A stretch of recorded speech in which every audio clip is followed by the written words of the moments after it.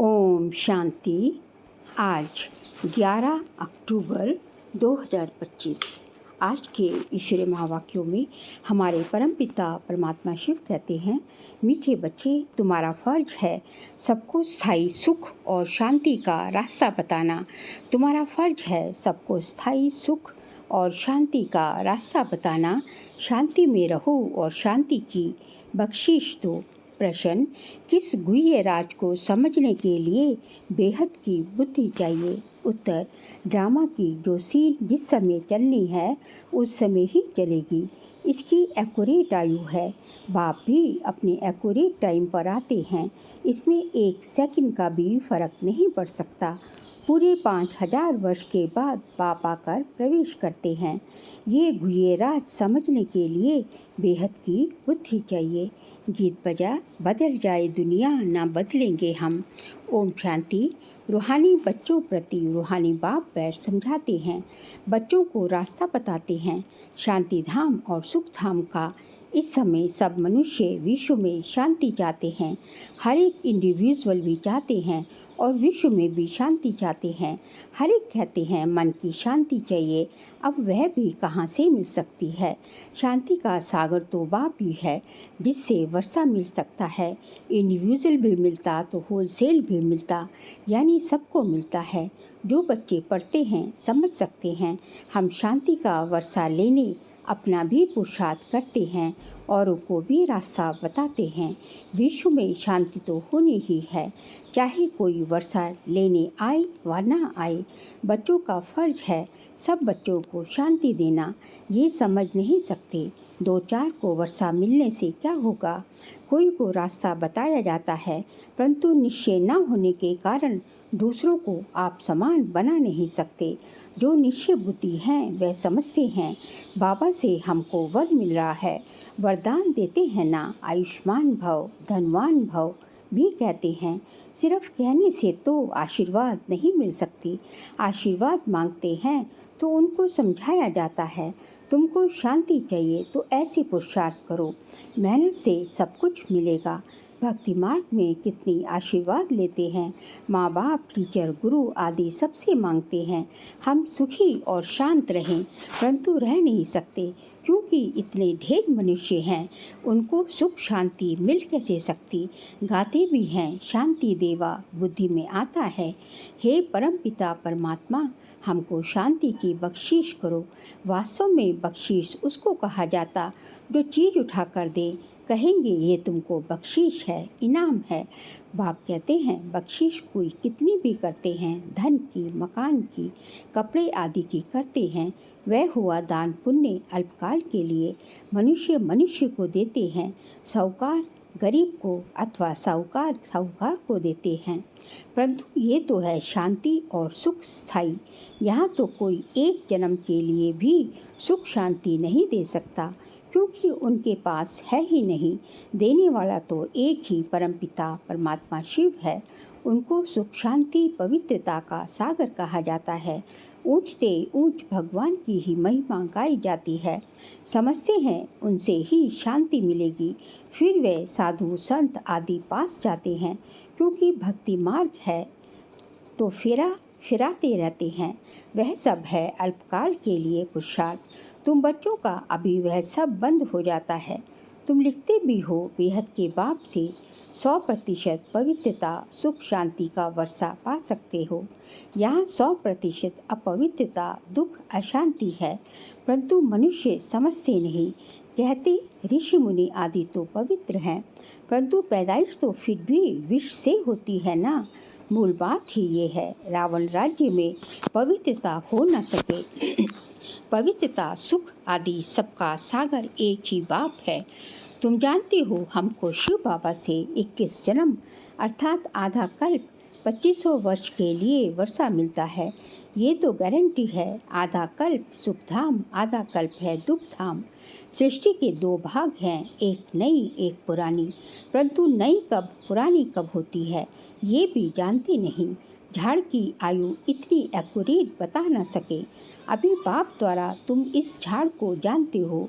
ये 5000 वर्ष का पुराना झाड़ है। इनकी एक्यूरेट आयु का तुमको पता है, और जो झाड़ होते हैं उनकी आयु का किसको पता ही नहीं होता। अंदाज बता सकते हैं। तूफान आया, झाड़ गिरा, आयु पूरी हो गई। मनुष्यों का भी अचानक मौत होता रहता है। इस बेहद के झाड़ की आयु पूरे 5000 वर्ष है। इसमें एक दिन ना कम ना ज़्यादा हो सकता है। ये बना बनाया झाड़ है, इसमें फ़र्क नहीं पड़ सकता। ड्रामा में जो सीन जिस समय चलनी है उस समय ही चलेगी, हूबहू रिपीट होती है। आयु भी एक्यूरेट है। बाप को भी नई दुनिया स्थापन करने आना है। एक्यूरेट टाइम पर आते हैं। एक सेकंड का भी उसमें फ़र्क नहीं पड़ सकता। ये भी अब तुम्हारी बेहद की बुद्धि हुई, तुम ही समझ सकते हो। पूरे 5000 वर्ष बाद बाप आकर प्रवेश करते हैं, इसलिए शिवरात्रि कहते हैं। कृष्ण के लिए जन्माष्टमी कहते हैं, शिव की जन्माष्टमी नहीं कहेंगे। शिव की रात्रि कहते हैं, शिव की जन्माष्टमी नहीं कहेंगे। शिव की रात्रि कहा जाता है, क्योंकि अगर जन्म हो तो फिर मौत भी हो। मनुष्यों का जन्म दिन कहेंगे। शिव के लिए हमेशा शिवरात्रि कहते हैं। दुनिया में इन बातों का कुछ भी पता नहीं। तुम समझते हो शिवरात्रि क्यों कहते हैं, जन्माष्टमी क्यों नहीं कहते। उनका जन्म दिव्य अलौकिक है, जो और कोई को का हो नहीं सकता। ये कोई जानते नहीं। शिव बाबा कब कैसे आते हैं, शिवरात्रि का अर्थ क्या है, तुम ही जानते हो। ये बेहद की रात है। भक्ति की रात पूरी हो दिन होता है। ब्रह्मा की रात और दिन तो फिर ब्राह्मणों का भी हुआ। एक ब्रह्मा का खेल थोड़े ही चलता है। अब तुम जानते हो, अब दिन शुरू होना है। पढ़ते पढ़ते जाए अपने घर पहुँचेंगे, फिर दिन में आएंगे। आधा कल्प दिन और आधा कल्प रात गाई जाती है, परंतु किसकी भी बुद्धि में नहीं आता। वो लोग तो कहेंगे कि कलयुग की आयु 40,000 वर्ष बाकी है, सतयुग की लाखों वर्ष है। फिर आधा आधा का हिसाब ठहरता नहीं। कल्प की आयु को कोई भी जानते नहीं। तुम सारे विश्व के आदि मध्य अंत को जानते हो। ये 5000 वर्ष के बाद सृष्टि चक्र लगाती रहती है। विश्व तो है ही, उसमें पार्ट बजाते बजाते मनुष्य ही तंग हो जाते हैं। ये क्या आवागमन है। अगर 84 लाख जन्मों का आवागमन होगा तो पता नहीं क्या होता। ना जानने के कारण कल्प की आयु भी बढ़ा दी है। अभी तुम बच्चे बाप से सम्मुख पढ़ रहे हो, अंदर से भाषणा आती है। हम प्रैक्टिकल में बैठे हैं। पुरुषोत्तम संगम युग को भी जरूर आना है। कब आता है, कैसे आता है, ये कोई भी नहीं जानते। तुम बच्चे जानते हो तो कितना गदगद होना चाहिए। तुम्हें कल्प कल्प बाप से वर्षा लेते हो, अर्थात माया पर जीत पाते हो, फिर हारते हो। ये है बेहद की हार और जीत। उन राजाओं की तो बहुत ही हार जीत होती रहती है। अनेक लड़ाइयाँ लगती रहती हैं। छोटी सी लड़ाई लगती है तो कह देते अब हमने जीता। क्या जीता, थोड़े से टुकड़े को जीता। बड़ी लड़ाई में हारते हैं तो फिर झंडा गिरा देते हैं। पहले पहले तो एक राजा होता है, फिर और वृद्धि होती जाती है।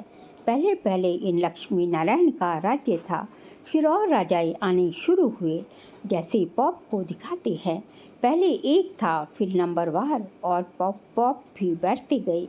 किसकी मृत्यु का तो ठिकाना ही नहीं है। तुम बच्चे जानते हो, हमको बाबा अमर बना रहे हैं, अमरपुरी का मालिक बना रहे हैं।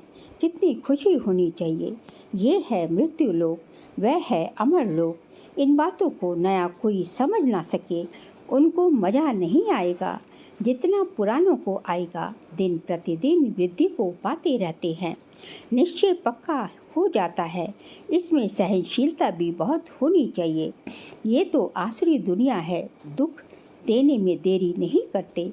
तुम्हारी आत्मा कहती है हम अभी बाबा की श्रीमत पर चल रहे हैं। हम संगम युग पर हैं, बाकी सब कलयुग में हैं।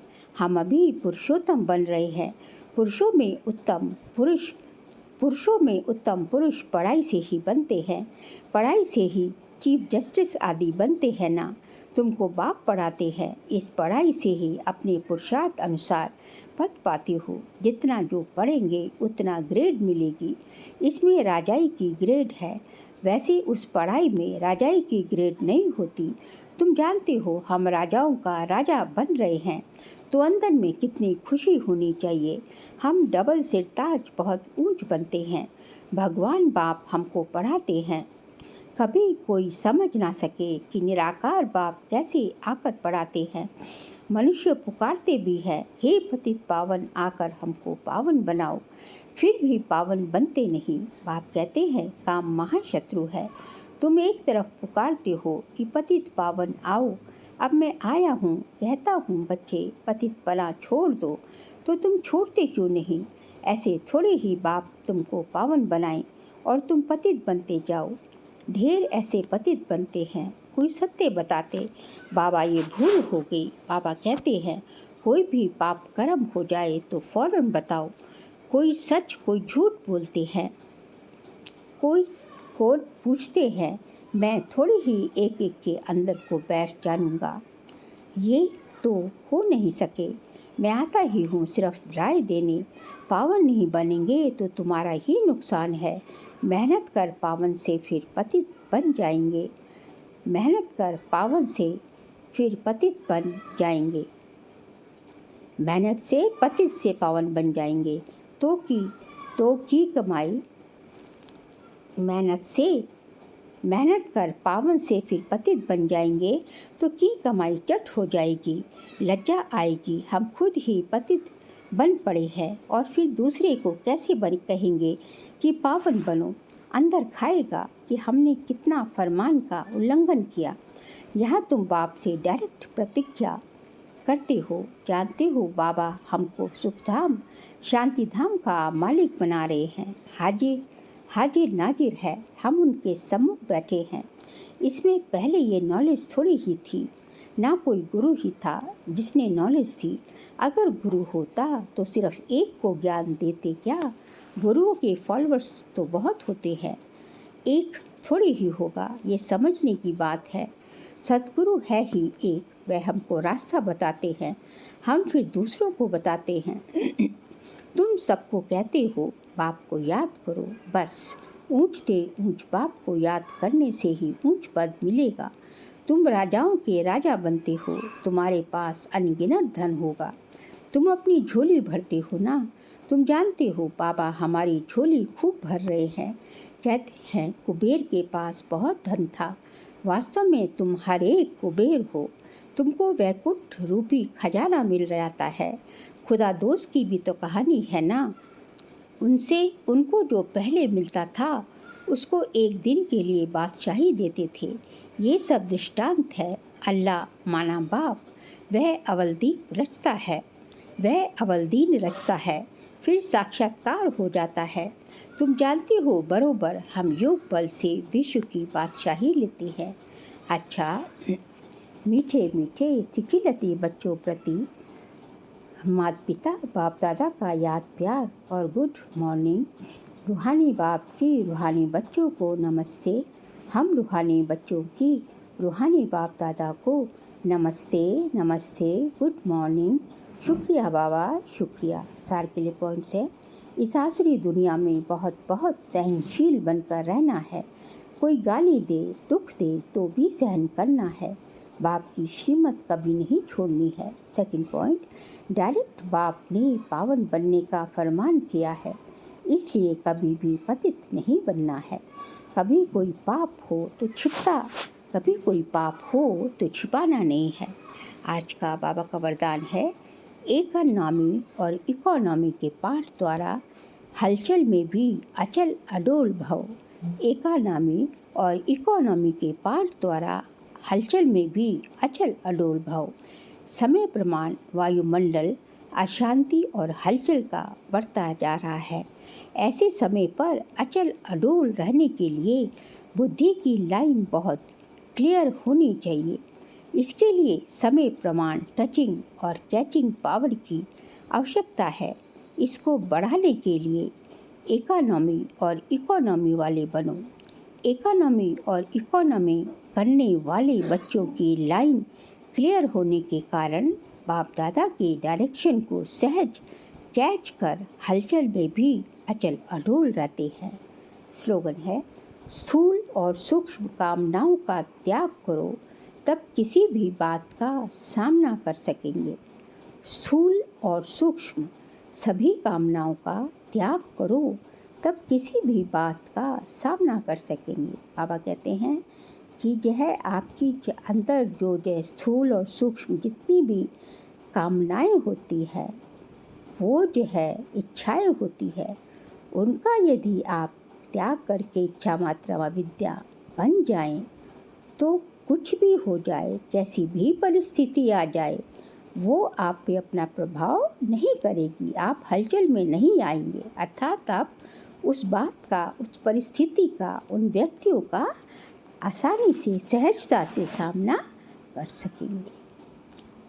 फिर जो है अक्टूबर मास का अव्यक्त इशारे का सब्जेक्ट है, स्वयं और सर्व के प्रति मनसा द्वारा योग की शक्तियों का प्रयोग करो।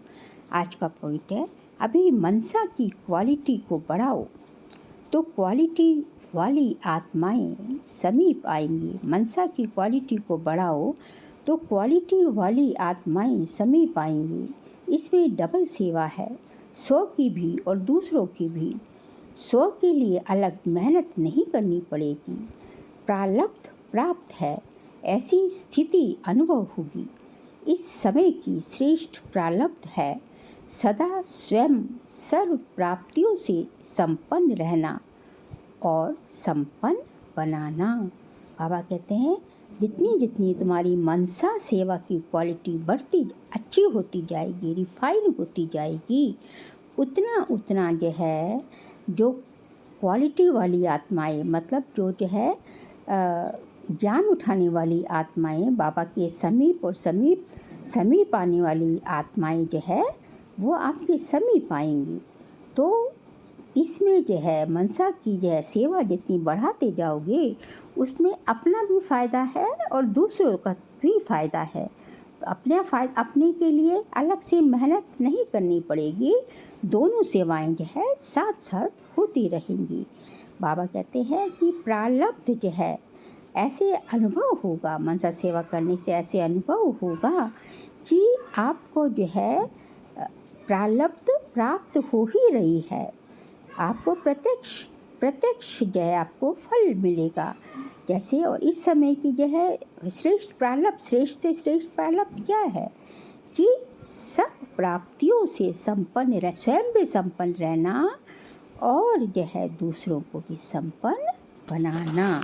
तो इसके लिए क्या करना पड़ेगा? इसके लिए मनसा सेवा की, अपनी मनसा सेवा को बहुत श्रेष्ठ बनाना पड़ेगा। अच्छा, ओम शांति।